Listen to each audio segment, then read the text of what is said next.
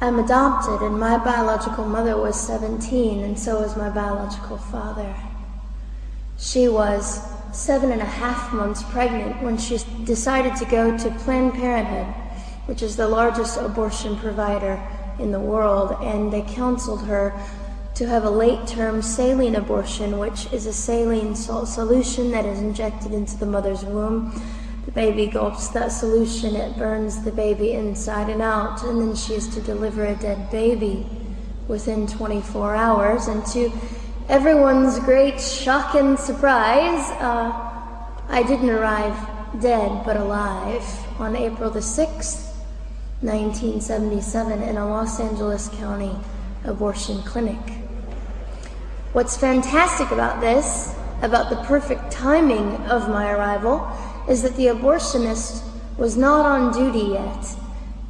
So he wasn't even given the opportunity to continue on with his plan for my life, which was death. And I know that I am in a government building, and a beautiful one it is, and I love your country as well as my own. But I know in the age that we live in, it is not at all politically correct to say the name of Jesus Christ in places like this.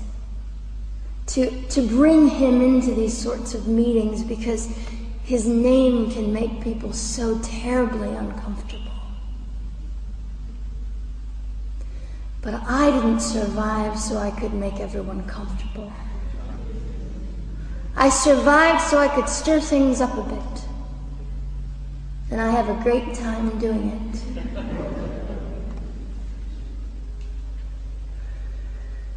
And so I was delivered alive, as I've already said, after 18 hours. I should be blind, I should be burned, I should be dead. And yet I'm not. You know what is fantastic vindication is the fact that the abortionist had to sign my birth certificate. So I know who he is. And it also says, for any skeptic listening, on my medical records, born during saline abortion. Ha! They didn't win. I've done some research on the man that performed the abortion on me.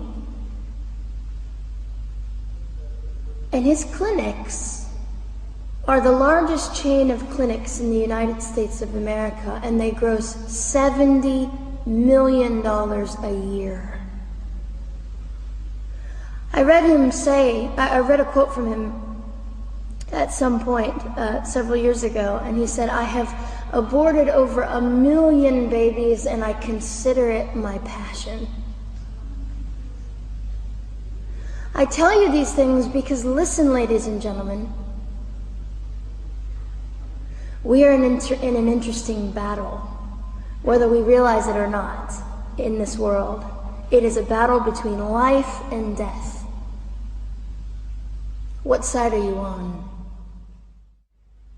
We're playing for keeps. We're playing I'm hoping to be hated by the time that I die so that I can feel God about me and understand what it was to be hated.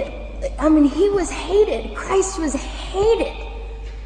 And not that I look forward to being hated, but I know along my journey, I know I'm already hated because I declare life.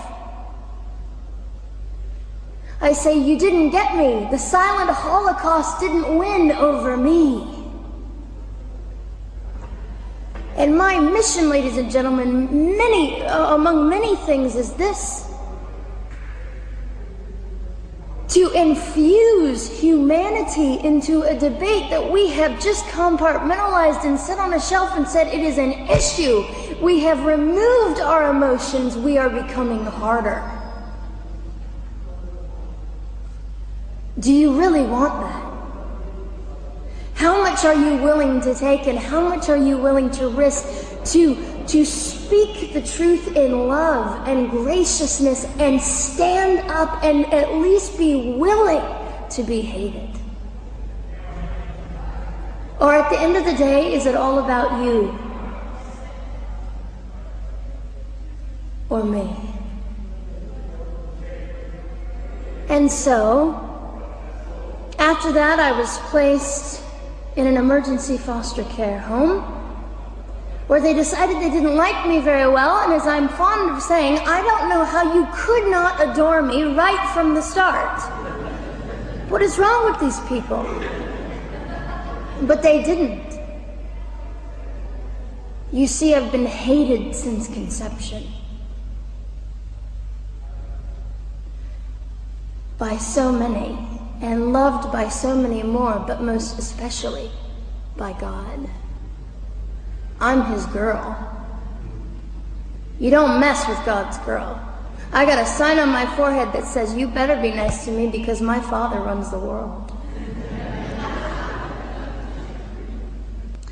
So after I was placed in the mean home, I was taken out of the mean home and placed into another home, a beautiful home, Penny's home. And she said by this time I was 17 months old, 32 pounds of dead weight, and diagnosed with what I considered to be the gift of cerebral palsy, which was caused directly by the lack of oxygen to my brain while I was trying to survive. Now, I am just compelled to say this. If abortion is merely about women's rights, ladies and gentlemen, then what were mine? There was not a radical feminist standing up and yelling about how my rights were being violated that day. In fact, my life was being snuffed out in the name of women's rights. And ladies and gentlemen, I would not have cerebral palsy had I not survived all of this. So when I hear the appalling, disgusting argument that we should have abortions because the child just might be disabled, oh, the horror that fills my heart. Ladies and gentlemen, there are things that you will only be able to learn by the weakest among us. And when you snuff them out, you are the one that loses. The Lord looks after them, but you are the one that will suffer forever. And what arrogance, what absolute arrogance, and it has been an argument for so long in this human place that we live, that the stronger should dominate the weaker, should determine who lives or dies. The arrogance of that, don't you realize that you cannot make your own heart beat? Don't you realize that all the power that you think you possess, you really possess none of it? It is the mercy of God that sustains you, even when you hate him.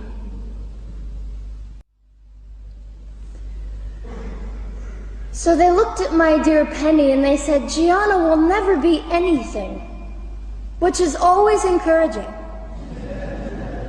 And she decided to ignore them, and she worked with me 3 times a day, and I began to hold up my head, and I said, well, Gianna will never this and never that. Long story shorter, I was walking by the age of 3.5 with a walker and leg braces, and I stand up here today with a mild little limp and without a walker and leg braces. I fall gracefully sometimes and very ungracefully at other times, depending on the situation, but I consider it all for the glory of God. You see, ladies and gentlemen, I am weaker than most of you, but this is my sermon. And what a small price to pay to be able to blaze through the world as I do and offer hope.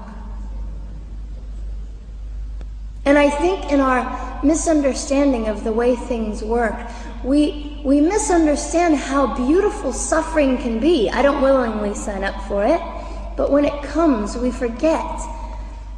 We forget that God is in control, and God has a way of making the most miserable thing beautiful. I have met my biological mother. I have forgiven my biological mother. I am a Christian.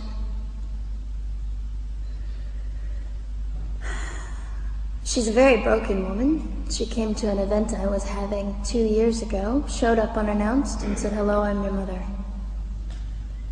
And it was a very difficult day. And yet, while I was enduring all of this, you'll probably think I'm silly, but I was sitting there and I was thinking, I don't belong to you. I belong to Christ. I'm his girl, and I'm a princess. So no matter what you say, in all your anger and brokenness and rage, it's not mine to keep. It's not mine to carry, and I won't. I was saying all this inside. So ladies and gentlemen, you have an opportunity. But for just a brief moment, I would like to speak directly to the men in this room and do something that is never done. Men, you are made for greatness. You are made to stand up and be men. You are made to defend women and children, not stand by and turn your head when you know murder is occurring and do nothing about it. You are not made to use women and leave us alone. You are made to be kind and great and gracious and strong and stand for something. Because men, listen to me, I am too tired to do your job. Women, you are not made for abuse. You are not made to sit and not know your worth and your value. You are made to be fought for forever. So now is your moment. What sort of people are you going to be? I trust incredible. I trust, men, you will rise to the occasion. To the politicians listening, particularly to the men, I would say this: you are made for greatness, set your politics aside. You are made to defend what is right and good. This fiery young girl will stand here and say, now's your moment. What sort of man do you want to be? A man obsessed with your own glory, or a man obsessed with the glory of God?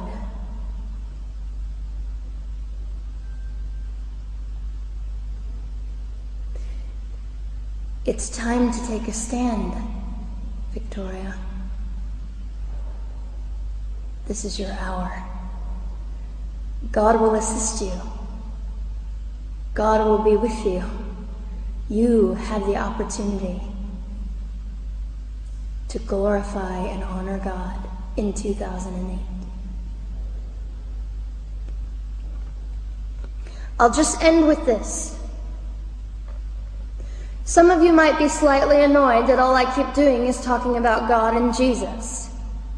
But how on earth can I walk about limping through this world and not give all my heart and mind and soul and strength to the Christ who gave me life? So if you think I'm a fool, it's just another jewel in my crown. My whole intent in living here is to make God smile. I hope some of this made sense. It just came from my heart. God bless and keep you.